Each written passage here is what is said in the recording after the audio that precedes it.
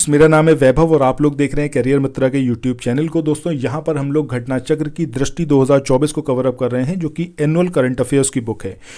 इस बुक में जितने आर्टिकल्स दे रखे हैं नेशनल अफेयर्स के, अभी फिलहाल उसको स्टार्ट किया हुआ है। अब प्रीवियस 2 वीडियोज़ को आप प्लेलिस्ट में जाकर देख सकते हो।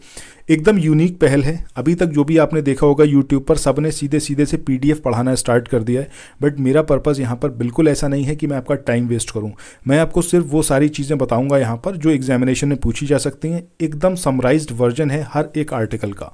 नेशनल अफेयर्स को अभी हम चला रहे हैं। अभी 2 वीडियोज़ ऑलरेडी अपलोडेड हैं, उनको आप प्लेलिस्ट में देख सकते हो।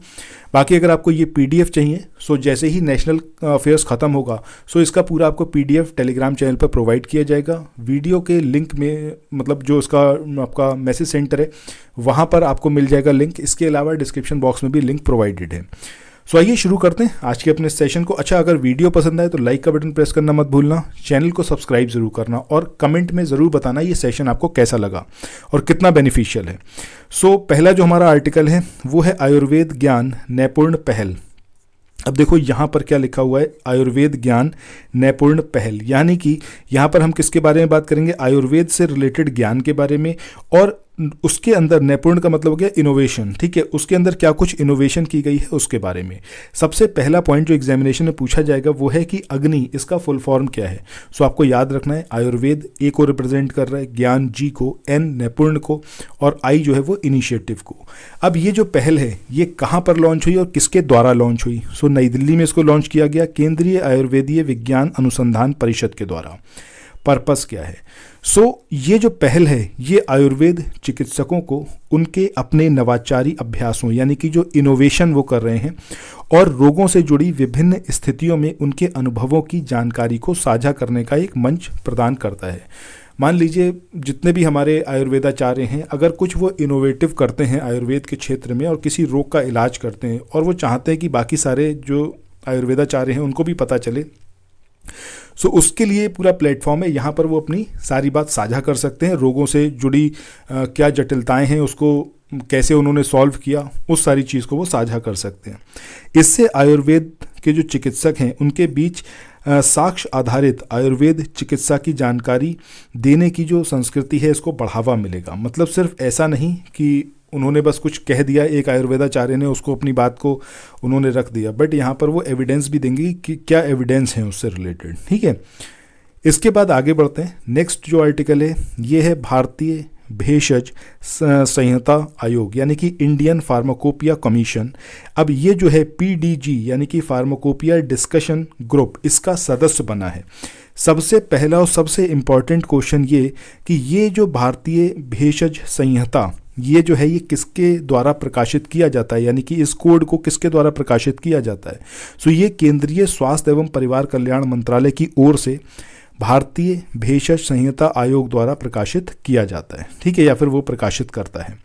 इसे भारत में निर्मित या फिर विपणन का मतलब हो गया मार्केटिंग, भारत में या जो दवाइयाँ बन रही हैं और जिनकी मार्केटिंग की जा रही है, ऐसी दवाइयों के मानकों को यानी कि स्टैंडर्ड्स को जो है उसको आधिकारिक रूप से एक पुस्तक के रूप में जो है प्रेजेंट किया जाता है, ठीक है।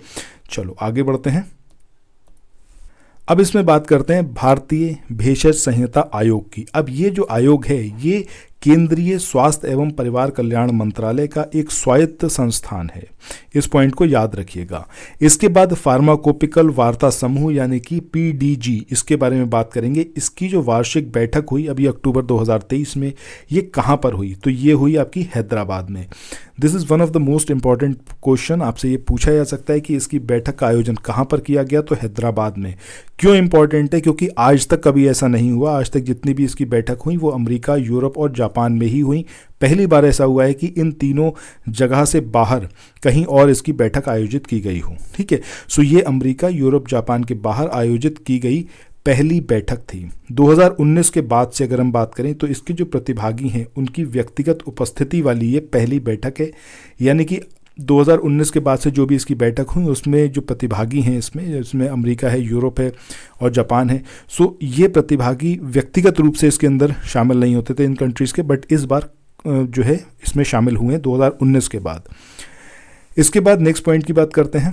भारतीय भेषज संहिता आयोग को ये जो है स्थायी सदस्य के रूप में शामिल किया गया है इस बार। ठीक है, सो ये एक इम्पॉर्टेंट पॉइंट हुआ है यहाँ पर, ये पीडीजी आएगा। ठीक है, सो भारतीय भेषज संहिता आयोग को पीडीजी के स्थायी सदस्य के रूप में इस बार शामिल किया गया। इससे पहले सदस्य कौन कौन थे, तो यूरोपीय फार्माकोपिया, जापान फार्माकोपिया और अमेरिका या फिर अमरीकी फार्माकोपिया। ठीक है, अब जो है आपका भारतीय भेषज संहिता आयोग भी इसमें शामिल हुआ है।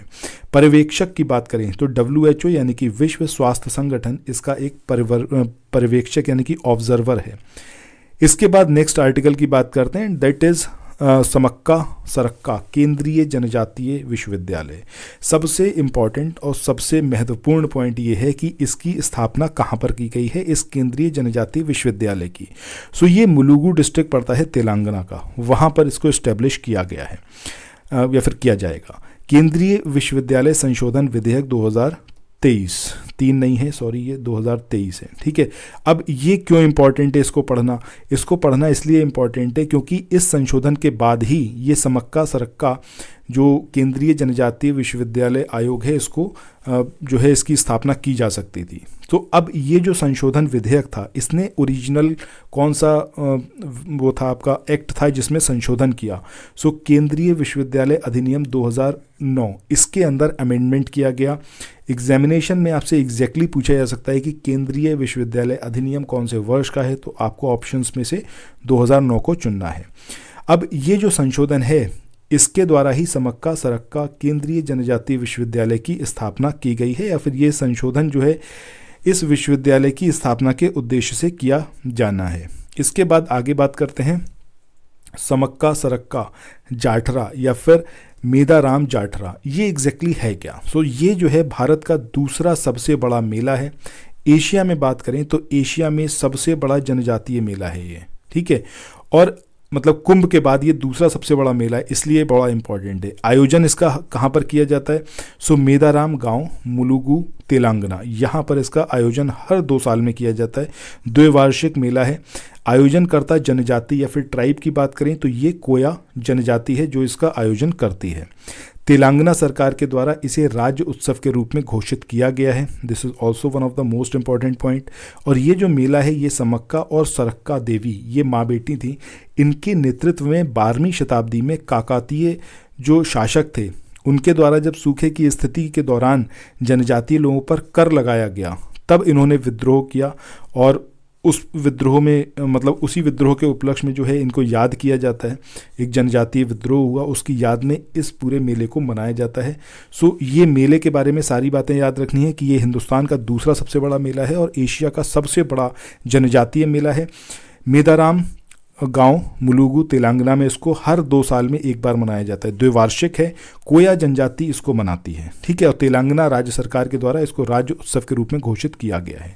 सो यहीं पर आज के अपने इस वाले सेशन को एंड करते हैं। आज का ये सेशन मैंने छोटा रखा है ताकि आप सब लोग ज़्यादा से ज़्यादा इसको शेयर करें और एटलीस्ट पूरा वीडियो देखें। कोई भी सजेशन कोई भी फीडबैक हो तो comment section is for you, वहाँ पर आके अपनी बात ज़रूर रखें। Thanks for watching, bye bye.